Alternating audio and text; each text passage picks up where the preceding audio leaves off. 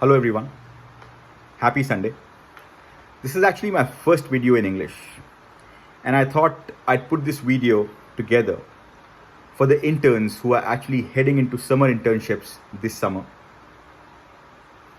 And I thought this might help make your internship journey more successful. As far as my background is concerned, my name is Vedantcpa.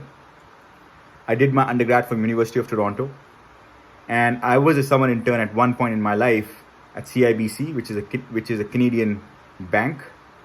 I did my MBA from Duke University's Fuqua School of Business. I was also an intern on the Wall Street at Bank of America Merrill Lynch in the investment banking division. I currently work at Amazon as a senior finance manager, and I regularly get interns in my team. There's one reporting to me currently. There was one reporting to me last year who went back with a full-time offer.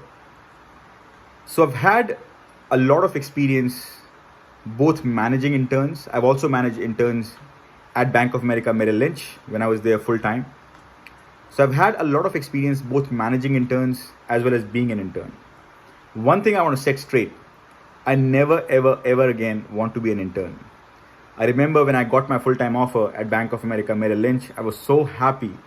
I went and put a Facebook post which basically read, "Never want to be an intern again." However, as with everything else, being an intern is also a process that you need to go through to maybe be more successful, in terms of, coming back as a full-time employee, or to continue looking for a job outside.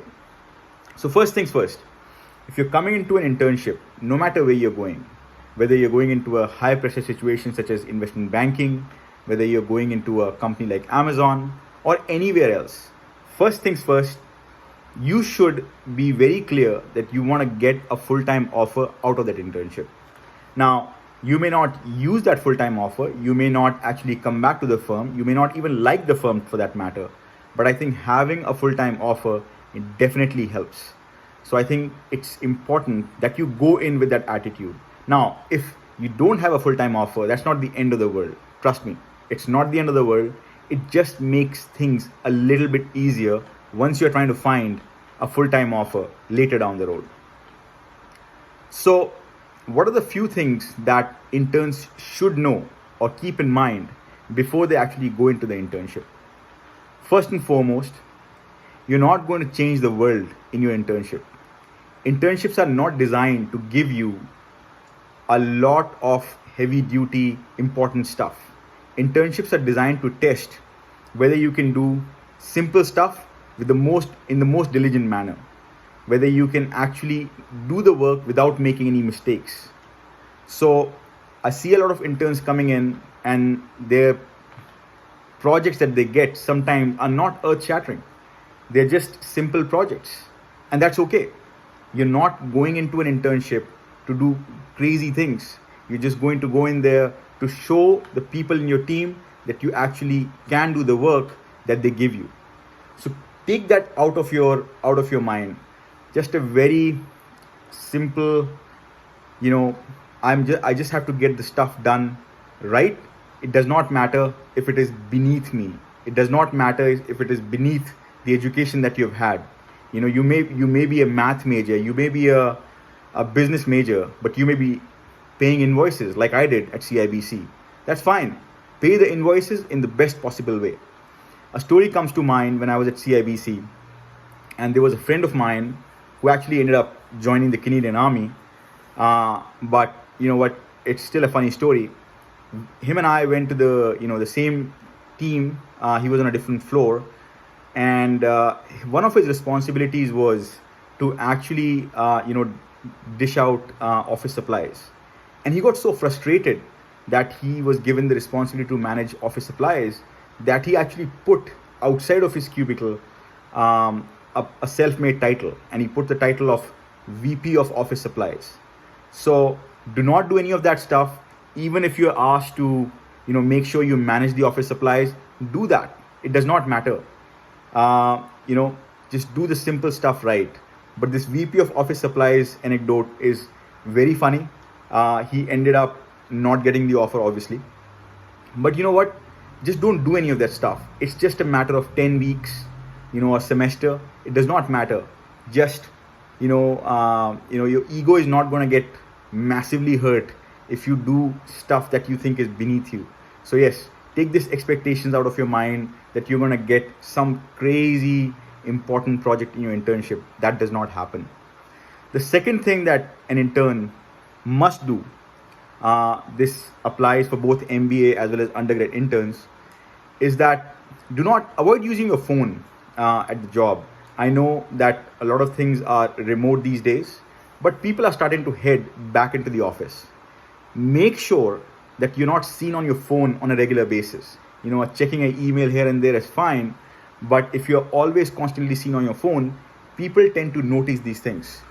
People tend to, you are going to be noticed and people will talk about it. And as people hear about it, they're going to form opinions about it.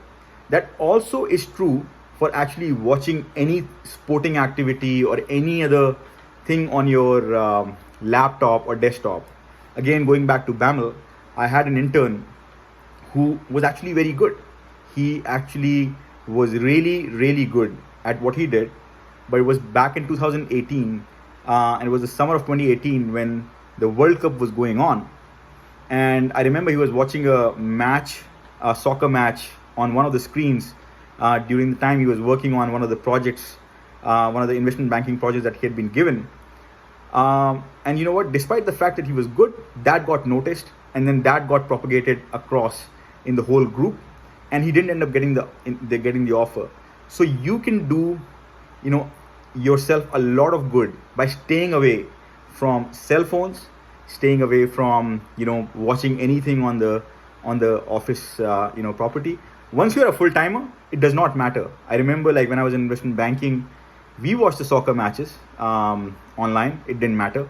Do not bring your personal device. Do not put it on the side. Do not copy the full timers when you're an intern, as far as entertainment is concerned. Now, if your manager or your MD or whoever invites you for a happy hour, go and have fun. That's the place for you to have fun, not while working. So as much as you can stay away from social media, as much as you can stay away from sporting activities, or actually watching sporting activities on the computer, whether it's football, soccer, golfing, it does not matter. Just focus on your work. The third thing that I wanted to say that can make you a successful intern is be proactive, but not at the cost of being annoying. Now, being proactive is very important. If somebody gives you any work and you finished it, make sure you communicate that back to the person who gave you the work and say, hey, is there anything else I can do? Or here are a few things that I think I can do, whether it be, gaining a new skill, watching new videos, whatever it may be, like work related. Again, not sporting activities, or doing some training.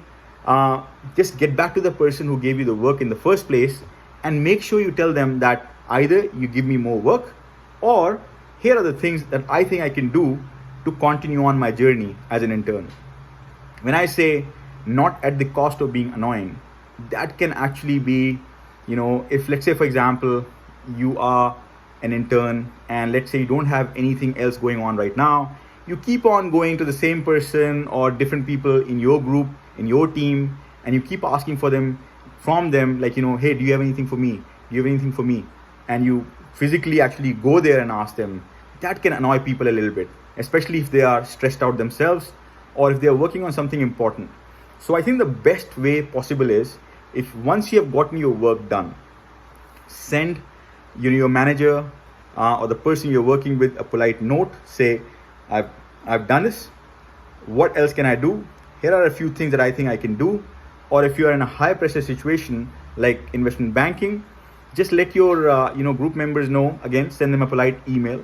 Do not go to their cubicle. Do not be breaking their chain of thought on a regular basis, because then that also signals desperation. So there is a fine line between being annoying and being proactive. So I hope you understood what I'm trying to relay out here. You really don't want to be annoying, but you really do want to be proactive. You really do want to go and say, give me more work. but there is a way of doing it, not by actually, maybe harassing them. Just go up there and say, like, or send an email, say, look, I've completed this work. I need to now, either get more work or, continue with your learning. I think once you're there, it's a great opportunity to learn about a company. As you go back to your school, you can actually use that information, experience in your class projects. But again, do not stall your learning during the internship. You get the work done, you do something else within those within that time frame. Do more work. Now, the fourth thing that I think that I want to say is, is that be on time. Do the basics right. Obviously, do not make any mistakes. This is very true for any company. It does not matter whether you're in investment banking or you're at a company like Amazon. It does not matter. Be very, very, very clear about the fact that you should not be making mistakes. Mistakes do happen. Acknowledge them. But again, as I said, you're not going to get an earth-shattering project. Most of the time, it's going to be, hey, copy this information into this spreadsheet, and you'll be given clear-cut instructions. Make sure that you have double-checked your work before you take it to your manager. I think, again, going back to my investment banking days, they used to say that, if the paper is still hot, you haven't checked it properly. Meaning that, you should print it out, read it, check it, and check it twice before you go back. There's not enough points during an internship for doing the work very quickly, but you can lose a lot of points for making mistakes. And again, on the same token, do not be late. Do not be walking in half an hour late, 45 minutes late. Do not make other people see you coming in late. It's just 10 weeks. Even if you sleep less, it does not matter. Come in on time, set an expectation that you're going to be in the office by 8:30, settled in on your desk. And again, if it's Amazon, you'll be there till 5:30, and then you'll go. But if it's investment banking, I remember I used to be in the office till 10 o'clock, 11 o'clock, sometimes even later than that. But that was the expectation that I set with the people I was working. Do the basics right. Be on time. Do not make a mistake. And, do not be on your social media, obviously, as I'd mentioned that before. Few things that you can do right, and then that can get you a full-time offer maybe. The last thing that I wanted to share here for the interns is that do not compare yourself with other interns. This is very important, and I'm guilty of doing that myself. And that only adds to the stress, and sometimes it can be detrimental in terms of you doing your best work. So, for example, if you're sitting in an office, and this happened to me at CIBC, this happened to me at Bank of America Merrill Lynch. You're sitting in an office, somebody gets some you think cool project, and all of a sudden you're like, maybe they do not value my skills enough and they're not giving me this project. That's not how it works. Sometimes in investment banking, you might get put on with a team that is actually working on a live deal. And you might think it's amazing. Oh my God, this person is working on an IPO or a live transaction, live M&A transaction, and I'm working on this profile. But you know what? It does not matter. They're still going to be working on a live deal, but they'll be still doing a very basic aspect of that live deal. Maybe again, copying and pasting some information from some spreadsheet into another spreadsheet. So, and you might be doing the profile, which may not be, useful for anybody at the end of the day, but that does not matter. The test is how well do you do your profile and how diligent you are with that. Sometimes you'll find that some interns have more skills than you, and that's okay. You know what? It's just the way life is. And if that is the case, do not be disheartened. Do not think, that particular intern is going to overtake me in getting an offer.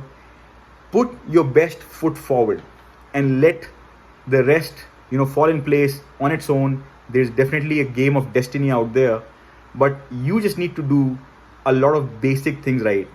I really hope that this video sort of, helps with the,